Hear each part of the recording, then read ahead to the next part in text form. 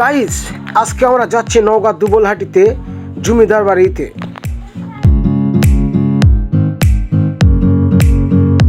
শহরের রাস্তা পেরিয়ে হঠাৎ কি আমাদের চোখে পড়ে রাজা হরনাথ উচ্চ বিদ্যালয়। এখানে আসতেই দেখি বিশাল এক রাজপ্রাসাদ মাথা উঁচু করে দাঁড়িয়ে আছে।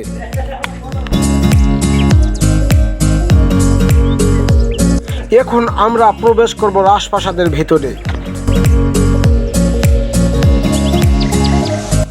এই রাজপ্রাসাদে কি কি রয়েছে সেটাই আমরা এখন জানব। আমরা ভিতরে প্রবেশ করার পর দেখলাম এখানে একটা না আরো কয়েকটি রাজপ্রাসাদ রয়েছে। এখানে প্রায় 5 একর জায়গা জুড়ে এই রাজপ্রাসাদটি দাঁড়িয়ে আছে। এখানে রয়েছে আরো 300টি কক্ষ এবং 60টি আঙিনা। ভবনটি ছিল কোনটি 3 তলা, কোনটি 4 তলা। আরো ছিল একটি সিলভার পয়েন্ট এবং আইভরি সিংহাসন। 1964 সালে রাজ পরিবারের উদ্যোগে একটি স্কুল নির্মাণিত হয়। সেই স্কুলের নাম দেওয়া হয়েছিল রাজা হরনাথ উচ্চ বিদ্যালয়। সেখানে প্রতি বছর স্টেটাসের খরচে 5 জন বাচ্চাকে গরিব ও মেধাবী ছাত্রকে লেখাপড়া করাতেন।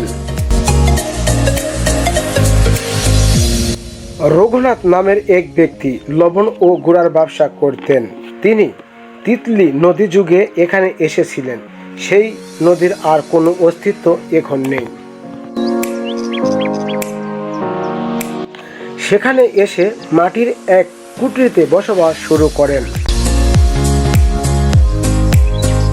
তিনি প্রায় প্রতি রাতে স্বপ্নে দেখতেন, তুই যেখানে নৌকা বেঁধে রেখেছিস সেখানে জলের নিচে রাজরাজেশ্বরী মূর্তি আছে, এই মূর্তিটা তুই তুলে নিয়ে আয়। আবারও সে স্বপ্নে দেখলো সেই রাতে সে সত্যিই জলের নিচে নামলো। নামে দেখে সত্যিই সেই প্রতিমাকে তুললেন এবং এনে মাটির কুটিরতে স্থাপন করলেন। তারপর থেকে ধীরে ধীরে তার ব্যবসা বড় হতে লাগলো। বড় হতে হতে এমন বড় হলো বলার মতো না। এই জমিদার বাড়িটি প্রায় 225 বছর আগের পুরনো। 1973 সালে রাজা কৃষ্ণনাথ কাছ থেকে এই অঞ্চলের শাসন ব্যবস্থা শুরু করেন এবং ব্রিটিশ লর্ড কর্নেলের কাছ থেকে 14,495 টাকায় এই জায়গাটি কিনেছিলেন।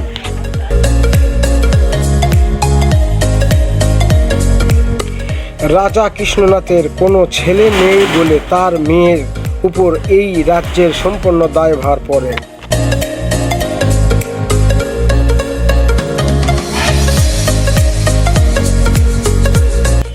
এই রাজ্যের সবসময় জমিগুলো জলাবদ্ধ হয়ে থাকতো। এই কারণে 22 কাহন কই মাছ দিয়ে এই রাজ্যের জমিগুলো এই রাজা কিনেছিলেন।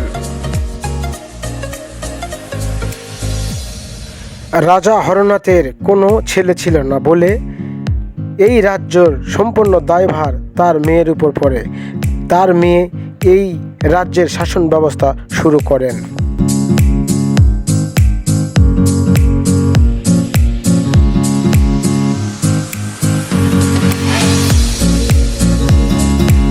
এই রাজ্যটি ভালোই পরিচালনা করতেছিলেন। কিছুদিন যেতে না যেতেই ব্রিটিশরা এই দেশে ঘাঁটি পাড়ান।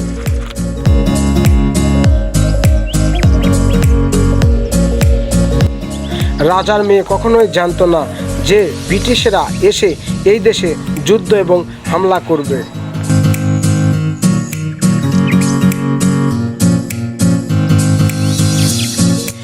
রাজার তেমন সৈন্য প্রস্তুতি ছিল না। এই বলে রাজা যুদ্ধতে হার মানে এবং ব্রিটিশরা এই রাজমহলে ঢুকে যা কিছু ছিল সব কিছুই তছনছ করে দামি দামি যা কিছু ছিল নিয়ে পাড়ি জমান।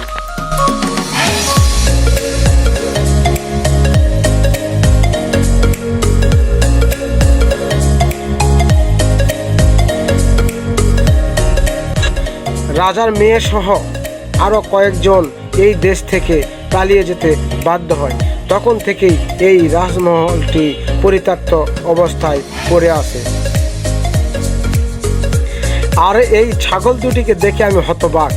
প্রায় 4 তলার উপর উঠে এই ছাগল দুটি ঘাস খাচ্ছে। আমি দেখে তো অবাক, নিচে তাকিয়ে দেখি অনেক নীল। আমার পিলাই চমকে গিয়েছে। এই ছাগল দুটি কেমনে ওখানে ঘাস খায় আমার মাথায় চলে না। এই রাজমহলটি এখন ধ্বংসই পরিণত। আমার এই ভিডিও যদি আপনাদের ভালো লাগে অবশ্যই লাইক, কমেন্ট, শেয়ার করে দিবেন। সবাই ভালো থাকবেন। আবারও একটা ভিডিও নিয়ে আপনাদের সামনে হাজির হব আমি।